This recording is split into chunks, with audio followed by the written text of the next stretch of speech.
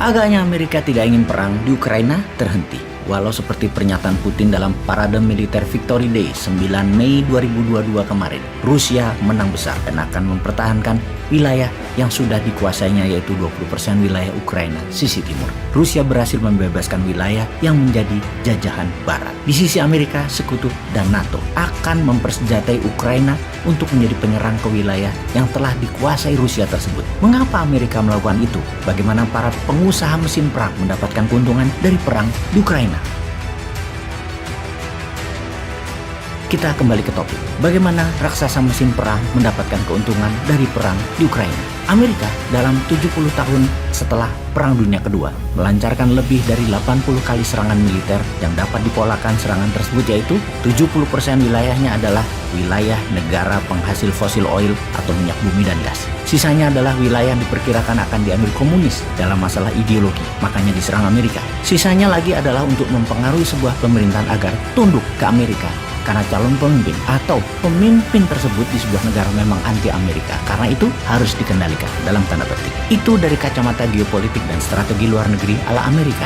Amerika itu negara swasta, di mana senjata perang adalah swasta yang memproduksi. Perang bagi pengusaha alat perang adalah panen raya, karena GDP Amerika 25% didapat dari penjualan alat perang ini, dan 43% senjata perang dunia diproduksi dan dijual oleh Amerika kepada negara-negara di seluruh dunia. Kita ke zaman Dwight Eisenhower, Presiden Amerika ke-34. Di masa Perang Dingin Cold War dengan Soviet setelah Perang Dunia Kedua, pernah merincikan berapa biaya atau harga pesawat pembom senilai 2 pembangkit listrik untuk 500.000 penduduk. Membangun satu pesawat jet tempur bisa untuk membangun 100 bangunan sekolah ditambah 2 rumah sakit modern fasilitas lengkap. Biaya membangun satu kapal destroyer itu senilai 50 km jalan aspal. Biaya satu kapal induk kita bisa membangun kota dengan 80.000 bangunan tempat tinggal penduduk. Di akhir masa jabatannya, Eisenhower di tahun 1961 mengingatkan bahayanya industrial military complex sebagai alat ekonomi karena mengharuskan selalu ada tumpah darah. Sebagai catatan, era Presiden ke-34 ini, era setelah Perang Dunia Kedua, Amerika lagi masa jaya baby boomers dan tidak ada perang militer yang berarti, hanya perang intelijen. Namun perlombaan membuat senjata pihak NATO, Sekutu, dan Uni Soviet jor-joran, besar-besaran. Setelah dirinya diganti oleh Kennedy yang tidak mau perang kecuali serangan ke Teluk Babi ke Kuba, dan Amerika pun kalah, yang menurut cerita konspirasinya berikutnya, Kennedy dieksekusi oleh katanya orang CIA demi perang di Vietnam terselenggara. Setelah Wapres Wakil Presiden Kennedy yaitu Lyndon B. Johnson jadi presiden, perang Vietnam terjadi. 40 tahun setelah Eisenhower berkata di tahun 1961 atau sekitar tahun 2001, seorang pemimpin Rusia dalam perjalanannya hingga hari ini menghidupkan lagi Rusia dengan Soviet barunya. Sudah lebih 20 tahun dia menjadi autokrasi Rusia yang sejak 2 bulan ini membuat Eropa memasuki era kegelapan sejak Perang Dunia Kedua. Dengan perang Ukraina ini, sesungguhnya siapa yang menang? Pihak Ukraina kah? Atau pihak Rusia?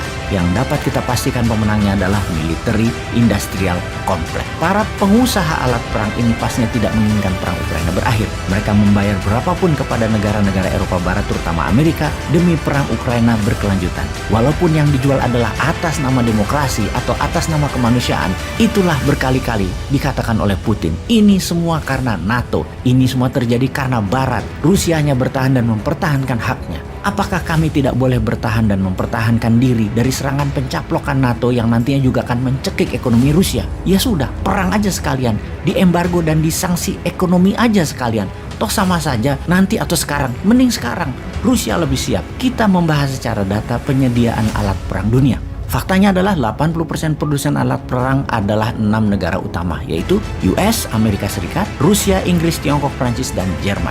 Di luar Tiongkok, produsen senjata Rusia yang agresor, kemudian penyedia senjatanya adalah Amerika, Inggris, Prancis, dan Jerman. Semua terlibat langsung pada saat ini di perang Ukraina. Dan hebatnya lagi, 5 negara yang terlibat perang di Ukraina adalah anggota permanen Dewan Keamanan PBB yang mempunyai hak veto, yaitu Amerika, Inggris, Jerman, Prancis, dan Rusia yang harusnya menjadi penyangga perdamaian dunia. Malah mereka terlibat perang langsung. Emang hobinya perang mungkin ya. Dan pastinya Amerika adalah negara paling menonjol karena 80% pengadaan alat perang dunia tersebut Amerika menyediakan 43%. Mengapa Amerika menjadi pengekspor senjata perang terbesar di dunia? Karena top 5 perusahaan-perusahaan alat perang ada di Amerika.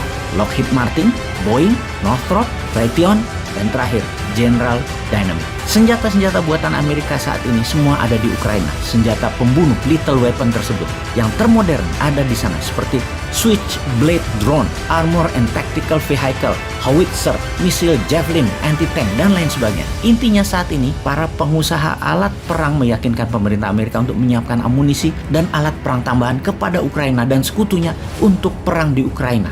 Jadi pertanyaannya, siapa yang menginginkan perang itu berakhir? Gak bakalan lah. Yang punya power memang cari alasan untuk perang berkelanjutan panjang. Kalau Indonesia, apa sarannya? Apakah kita akan menjadi negara penyeimbang? Kalau iya, putuskan untuk civis pacem para bellum. Kalau Anda ingin damai, bersiaplah untuk perang.